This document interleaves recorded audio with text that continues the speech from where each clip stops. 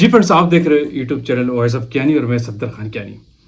अच्छा फ्रेंड्स, बेताशा सवालात में से नंबर ऑफ क्वेश्चंस आपके ये होते हैं कि एचपीएलसी पे प्रॉब्लम्स के हवाले से, जिनमें कि ये कि रूटीन एनालिसिस कर रहे होते हैं, रूटीन की डेली एनालिसिस कर रहे होते हैं और पीक में टेलिंग आ जाती है। 2-4 सैंपल लगाए, पीक टेल कर गई।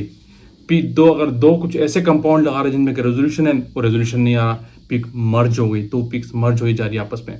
आरटी शिफ्ट हो रहा है ड्यूरिंग एनालिसिस। आज क्या ये आरटी था, कल लगाया तो कुछ और आरटी आ रहे हैं। इसके पीछे क्या कॉज है? हालांकि ऑल्दो क्या डेवलप मेथड है, रीजन के इस रूटीन प्रॉब्लम के पीछे वजह क्या है। और इसके अलावा एक और कि रेजोल्यूशन के अलावा एक और चीज़ है कि अनस्टेबल बेस लाइन स्टेबल नहीं होती। समटाइम्स ऐसा होता है कि इसी कंपाउंड के एनालिसिस के 2 दिन पहले सब कुछ अलाइन था, आज कर रहे हैं तो फिर प्रॉब्लम पे प्रॉब्लम आ रहा है, बेस लाइन भी स्टेबल नहीं हो रही।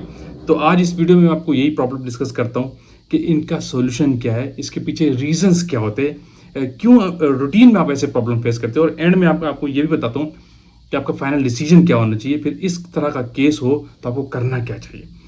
तो वन बाय वन में प्रॉब्लम डिस्कस करते हो, वीडियो का एंड तक देखिएगा, आपको फायदा होगा। जो रूटीन में एचपीएलसी पर एनालिसिस कर रहा होता है, ये वो प्रॉब्लम है और इसको फिर आपको क्या सोल्यूशन लेना चाहिए, क्या आपको एक्शन लेना चाहिए। सबसे पहला प्रॉब्लम था कि पीक टेल कर जाती है ड्यूरिंग एनालिसिस। अब इसके पीछे बहुत सारे कॉजेज है, नंबर ऑफ वीडियोस मेरे चैनल पे इस पर मौजूद है, लेकिन फिर भी मैं आप डिस्कस करूंगा कि पीक टेल ड्यूरिंग एनालिसिस क्यों हो जाती है। इसमें सबसे पहली बात है हाई कंसंट्रेशन।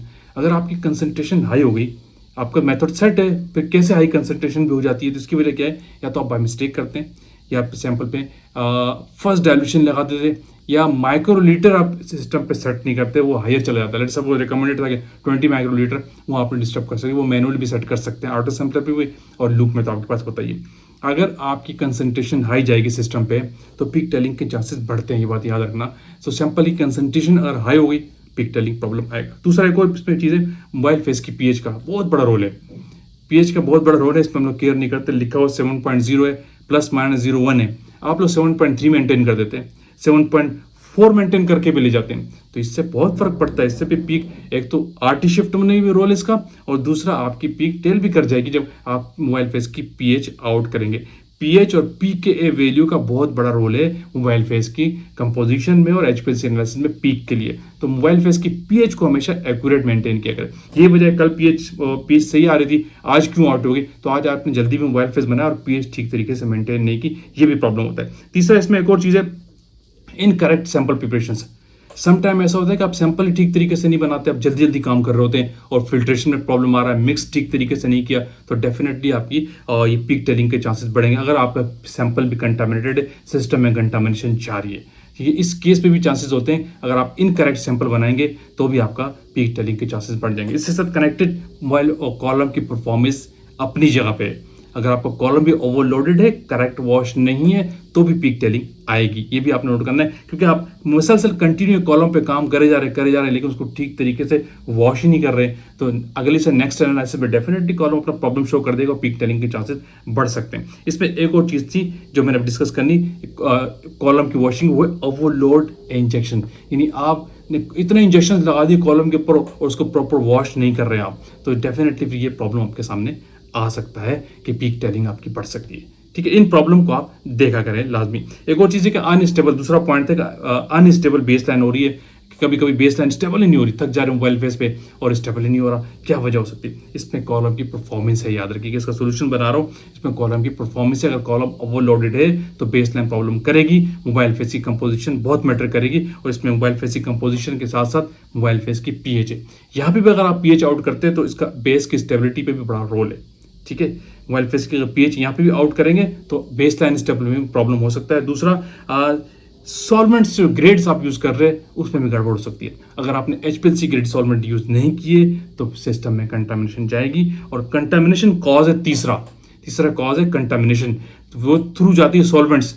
अगर आपको ठीक तरीके से फिल्टर नहीं कर रहे, बगैर फिल्टर के लेके जा रहे, सॉल्वेंट्स एचपीएलसी ग्रेड यूज़ नहीं कर रहे, तो कंटामिनेशन सिस्टम में जाती रहेगी। इससे आपकी बेस लाइन स्टेबल नहीं होगी। अगर सिस्टम कंटामिनेटेड है, कॉलम कंटामिनेटेड है, तो आपकी बेस लाइन प्रॉब्लम करेगी। ये बात याद रखना। यही वजह होती है आप दमादम का सिस्टम पे काम करे जा रहे होते हैं लेकिन उसकी प्रॉपर केयर नहीं करते। ये सारे केयरिंग वाले फैक्टर है ना, तो यही वजह होती है कि आपके पास आज काम के सही है, नेक्स्ट डे क्यों प्रॉब्लम आता है, तो ये रीजन होते हैं। इसके अलावा एक और तीसरा क्वेश्चन बार बार था कि आरटी शिफ्ट हो जाता है, 1 2 4 5 5 इंजेक्शन लगाएं, उसके बाद आरटी शिफ्ट हो रहा है, पॉइंट्स पे डिफरेंस आ रहा है, 1 तक डिफरेंस चला गया, 7 पे पीएच का आरटी है तो 7.6 पे चला गया, 8 पे चला गया, तो ये तो बहुत बड़ा प्रॉब्लम है। तो इसकी क्या वजह है? मुसलसल कॉलम सही चलते चलते क्यों ऐसा हो जाता है? इसके पीछे रीज़न है, इसके पीछे रीज़न है मोबाइल फेस की कंपोजिशन है। अगर आप मोबाइल फेस की कंपोजिशन को आउट करेंगे ना, मिक्सिंग करते हैं, तो आपका इफेक्ट पड़ेगा आरटी के ऊपर।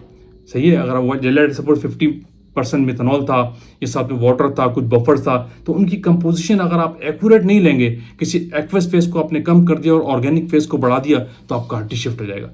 मोबाइल फेस की कंपोजिशन का यहाँ पे बहुत बड़ा रोल है। अगर उसको आप आउट करेंगे तो ये वाला प्रॉब्लम आपके सामने आएगा, आपका आरटी शिफ्ट हो सकता है। और आरटी शिफ्ट होने में दूसरा इंपॉर्टेंट रोल है मोबाइल फेस की पीएच। अगेन, जब मोबाइल फेस की पीएच आप आउट करते हैं, उसके सिस्टम पे बहुत सारे इफेक्ट पड़ते हैं, तो इसमें आरटी शिफ्ट होने में बहुत बड़ा रोल है। अगर आप मोबाइल फेस की पीएच इस तरीके से मेंटेन नहीं करेंगे, तो जल्दबाजी में एचपीएलसी वाला काम नहीं है। एचपीएलसी पे जल्दबाजी में काम करेंगे, मोबाइल फेस की पीएच सही मेंटेन नहीं की, सैंपल सही तरीके से नहीं बनाया, फिल्ट्रेशन नहीं की, तो ये वाले प्रॉब्लम आएंगे। आज सही था तो कल क्यों नहीं सही हो रहा? तो यही वजह होती है, आप तेजी से काम करते हो, सिस्टम को, पॉइंट्स को, स्टेप्स को बाईपास करते हैं। ठीक है। एक और बड़ी चीज प्रॉब्लम आ रही थी कि रेजोल्यूशन नहीं आता। समटाइम्स 2 पीक पे हमारा कंपाउंड जैसे तो पीक्स मर्ज हो जाती हैं। इसके पीछे क्या वजह है? बहुत सारी रीजन इसके पीछे। डेफिनेटली इसमें पहला रीजन है incorrect mobile face preparations. Mobile face मैंने फिर कहा, यहाँ प्रिपरेशन ठीक तरीके से नहीं करेंगे, पीक्स आप मर्ज हो जाएंगी, मोबाइल फेस की पीएच चेंज हो जाएगी, मोबाइल फेस की पोलैरिटी चेंज कर देते हैं आप जल्दबाजी में कि सॉल्वेंट इतना डालना था, 200 ml डालना था, 198 ml डाल दिया आपने। लिखा था वाटर आपने 25 ml यूज करना है। हम मोबाइल फेस कुछ ऐसे होते हैं कि लिखा होता है कि 25 ml इसमें वाटर डलेगा, बाकी बफर्स होता है, बाकी ऑर्गेनिक फेस होता है, बाकी और दूसरी चीजें होती हैं। तो इसको भी आउट नहीं करना है आपने। तो इसमें आप 25 की जगह 30 डाल देंगे, 45 डाल देंगे, 35 डाल देंगे जल्दी में, तो डेफिनेटली प्रॉब्लम आएगा। पीक रेजोल्यूशन मर्ज होने के पीछे मोबाइल फेस का बहुत बड़ा रोल है। अगर मोबाइल फेस की कंपोजिशन आप डिस्टर्ब करते हैं तो आपकी पीच मर्ज हो जाएंगे। ठीक है। लेकिन इसके साथ एक और चीज़ है, मोबाइल फेस की ट्यूनिंग इसी से रिलेटेड है।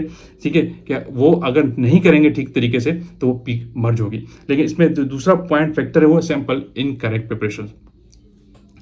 अगर सैंपल ठीक तरीके से प्रिपेयर नहीं करें, कुछ सैंपल्स ऐसे होते हैं जो एक्सट्रैक्शन मेथड पे होते हैं, जो बड़ी मुश्किल से पीक उनकी एडिट होती है, तो उसमें पीक को लेके आना, मिक्सिंग करना बहुत बड़ा रोल है। तो ऐसे कंपाउंड, ऐसे मिक्सचर सिरप्स में से पीक को आइसोलेट करवाना, 2 पीक को आपस में बड़ा क्रिटिकल होता है। तो ये जो प्रिपरेशन के जो बड़े स्टेप्स होते हैं उनमें आपको बड़ा केयर करना है। यानी इनकरेक्ट सैंपल प्रिपरेशन करेंगे तो आपकी पीक के दरमियान रेजोल्यूशन खराब हो जाएगा। तो ये फ्रेंड्स वो रूटीन प्रॉब्लम है जो आप लोग फेस करते हैं। और वजह क्या होती है?